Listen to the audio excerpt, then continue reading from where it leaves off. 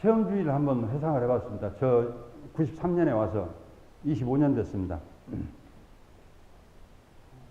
93년에 제가 그 박사과정을 마쳤는데 그 이전부터 체험주의에 대한 공부는 시작이 됐죠. 어리면 한 30년 된 것 같아요.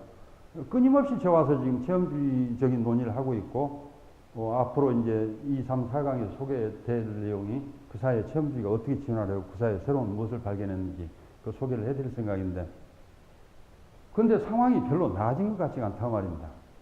25년이 지났는데 제 처음에 왔을 때는 93년에 왔으니까 아하 한 2003년 정도 되면 내가 상당히 유명해져 있겠지. 굉장히 멋진 것을 해서 그런데 지금 25년 됐어요. 그래서 왜 이렇게 쉽게 이렇게 교호가 안 되고 새로운 시각이 잘 그게 전달이 안 되는 것일까 여러 가지로 생각해 봤었는데 다행히 유안이 될 만한 구절을 하나 찾았습니다. 100년 전에 윌리엄 제임스가 프래그마티즘이라는 새로운 철학을 제시하면서 이런 얘기를 했더만요. 새로운 이론은 처음에는 불합리하다고 공격받다가 다음에는 참이기는 하지만 뻔하고 무의미하다고 인정되다가 마지막에는 그것을 반대했던 사람들이 자신들이 그것을 발견했다고 주장할 만큼 중요시 된다. 이것이 애언인지 뭔지는 모르겠습니다만은 아마 세 번째는 모르겠습니다. 그런데 지금 체험주의가 두 번째 단계 부분에 있지 않는가. 이 사실은 사실이지만 이게 철학에 왜 그렇게 중요합니까? 왜 또 철학이 그것을 그렇게까지 주목해야 합니까? 라는 시각이 아직까지 있지 않은가 저는 그런 생각이 들고 저는 이 부분까지 기대지 않습니다. 그 사람들이 뭐 발견했다고 뭐 발견했을 리도 없고 이런 주장까지 기대하지 않는데 적어도 체험주의가 그 수많은 2500년 철학사에서 그 많은 이론들 중에 원어브 댐으로써 왜 논의해야 할 이유가 있는지를 그거는 제가 설명해야겠다고 생각합니다. 이 이론이 무슨 시대를 옛날 전두환식으로 지적 세계를 싹쓸이를 하고 지적 세계를 경악에 빠뜨리고 그런 희망도 없고 어떤 이론이 그래서도 안 된다고 생각합니다. 다만 이 많은 중요한 이론들 중에 왜 체험주의도 여전히 철학적으로 논의해야 할 이유가 있는지를 그거는 제가 지금 그 작업을 해가고 있습니다. 왜 이것이 진지하게 지금 이 시점에서 고민해야 할 문제가 되었는지를 제 설명은 것이 제 역할이라고 생각을 하고 있습니다.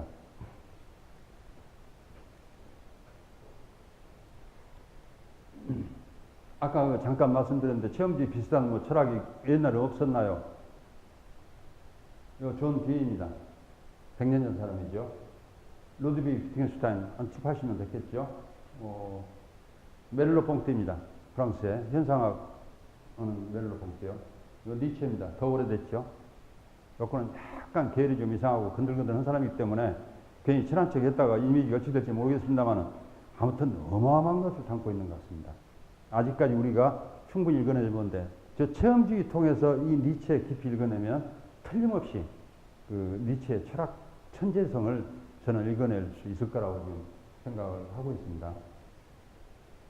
조금 특이하게 끼어있는 게 용수입니다.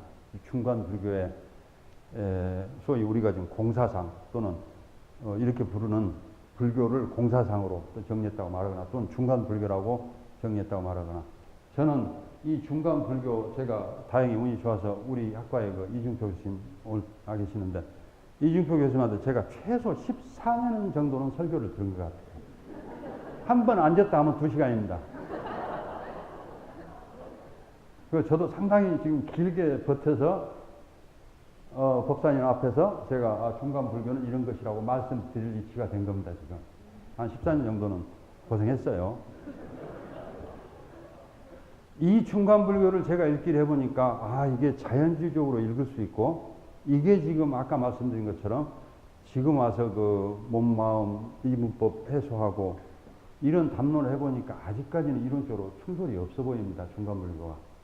쭉 그 사이에 우리 제자들도 검토를 해보고 저도 배운 걸 토대로 이렇게 해보니까 자연주의로 해석을 해도 큰 무리가 없고 여러 면에서 체험주의하고 상당 부분 양립 가능하다는 걸 알 수 있었고 최근에는 그 오원 플래내건이라는 철학자가 자연화된 불교 그래서 우리말로는 지금 보살의 뇌 이렇게 번역이 되어 있을 겁니다. 그래서 불교가 어떻게 자연화될 수 있는지 이런 책도 이미 소개되어 있는데 저는 이 불교가 이 초월이나 선엄 없이도 철학할 수 있는 경로를 열어주는 그 많은 사유 중에 특이하게 지금 동아시아에서 하나 제가 끼워 넣은 셈입니다. 제가 끼워 넣은 게 아니고 원래 있던 자리라고 저는 그래 봅니다. 이 부분은 설명을 생략하겠습니다. 한 가지 말씀드리면 그 학제적이랑 아까 말씀드린 것 여러 학문이 이렇게 교호적으로 공동 연구를 하는 것인데 학제 중에 하나가 지금 최근에 유명한 통섭이라는 개념을 들고 나서신 윌슨 선생님이 이제 대단한 중요한 제안을 하셨는데 통섭이라는 말로 그것도 이제 학제 한 형태죠. 생물학하고 다른 학문과의 통로를 열어가니까요. 다만 한 가지 우려한 것은 저 양반이 너무 과학적인 쪽에 치우쳐서 모든 상부적인 이론들을 생물학으로 수렴을 시키려고 하는데 그거는 그렇게 되지도 않을 뿐만 아니라 그렇게 되지 않는 이유는 딱 한 가지입니다. 아까 우리 정신은 은유적으로 창발한다고 말씀드렸죠. 비법칙적으로 확장되고 창발되는데 어떻게 생물학적으로 환원이 되겠습니까? 그건 희망사항이죠. 그래서 아마 지금 그 제자 되시는 최재천 선생님 아직도 신나서 그 윌슨 선생님 주장대로 많이 하시는 것 같은데 제 보기에는 저런 과도한 생물학적인 환원주의는 자리도 없고 실제 그렇게 되지 않을 겁니다. 우리 지금 그 체험주의 설명에 따르면 비법칙적이고 창발적으로 생겨나는 것이 그런데 오히려 뒤통수에도 되고 창발은 비겁한 개념이고 화끈하게 밑으로 끌어내려야지 이런 주장 자꾸 하시는 것 같단 말이에요. 근데 거기는 아닌 것 같단 말이에요. 나중에 기회 되면 제가 최진천 선생님하고 그 한번 담론할 기회가 있을지 모르겠습니다만 요 창발적 자연주의 그러니까 창발적이란 말은 아까 말씀드린 비법칙적으로 여러 요소들이 개입되면서 은유적으로 환유적으로 이렇게 우리 마음이 확장된다라는 그런 요지를 일단 이 부분에 정리를 해드려야겠습니다. 창발 아까 도토리 말씀드렸죠. 이게 커서 전 나무가 되면 우리 경험이 너무 달라지는 겁니다. 근데 저것이 따로가 아니고 사실은 여기서부터 여기에 이르는 동안 600년 된 겁니다. 실제 600년 된 나무예요. 그 사이에 단 한 번도 단절이 없었습니다. 브리치가 없었단 말입니다. 단절이 됐단 말은 유기체가 단절을 겪었다는 말은 소멸입니다. 끝이란 말이에요. 그래서 이 과정, 이 지금 창발의 과정에 단절이 없는 겁니다. 그러니까 우리가 몸의 활동이 몸, 두뇌, 마음, 상호작용을 통해서 이렇게 창발해가는 과정에 중간에 끊기는 과정 없이 연속적인데 끝에서 보면 너무나 다른 것이 나타나 있는 겁니다. 어디서 이런 것이 나왔을까 싶을 정도의 다른 것이 나타나 있죠.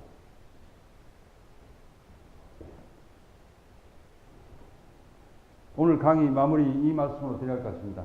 자, 마크산 선생님 말씀입니다. 모든 경험은 신체화되어 있습니다. 몸의 활동에서 창발되어서 몸으로부터 완전히 분리되거나 이런 마음도 없고 그런 개념도 존재하지 않고 이건 제 말씀입니다. 옛날 이론은 그런데 왜 자꾸만 그거를 하고 싶어 했을까? 제가 아무리 열어보고 뒤집어보고 왜 그걸 했을까? 몸하고 마음을 분리시키고 그래서 이건 비트겐슈타인한테 제가 배운 것이지만 아하, 옛날 이론가들이 우리가 원하는 것하고 우리의 것을 구별을 잘 안 하는 것 같습니다. 또 하나 구별했다 하면 옛날 사변적 이론들이 무슨 이론을 내놨는가? 우리가 원하는 이론의 모형을 제시한 겁니다. 근데 그게 우리의 것하고 지금 안 맞는 겁니다, 현재. 인지과학적으로 밝혀낸 우리 자신하고 조건하고 안 맞는 거예요. 그렇다면 그 이론은 실상 이제 뭐 맞는 게 있다면 뭡니까? 아, 이것이 원하는 것이 중요했구나. 지금 우리가 물을 수 있는 건 왜 그 시대는 그런 걸 원했을까? 이렇게 물어볼 수 있죠. 현재로서는 설명은 안 되니까. 그래서 이 두 개가 지금 철학을 배운 사람들이 이것이 지금 현재 상태에서 원하는 이론의 모형인지 실제 우리 자신에 관한 얘기인지가 가장 구별이 안 되고 막 뒤섞이면서 철학이 그 혼선에 빠진 것 같아요. 이건 비트겐슈타인이 오래전에 1920년대 이미 지적한 것이긴 합니다만 저는 그 말 내용을 비트겐슈타인은 의미와 무의미를 자꾸 혼동한다고 지적을 했습니다. 저는 그 내막을 살펴보니까 왜 자꾸 혼동을 하는 것일까? 저 혼동이 그 내막인 것으로 제가 그렇게 읽고 있고 그래서 옛날 사변 이론들이 너무 이 우리가 원하는 것에 묶여서 이론 구성을 했던 건 아닌가. 경험적 지식은 제한된 상태에서.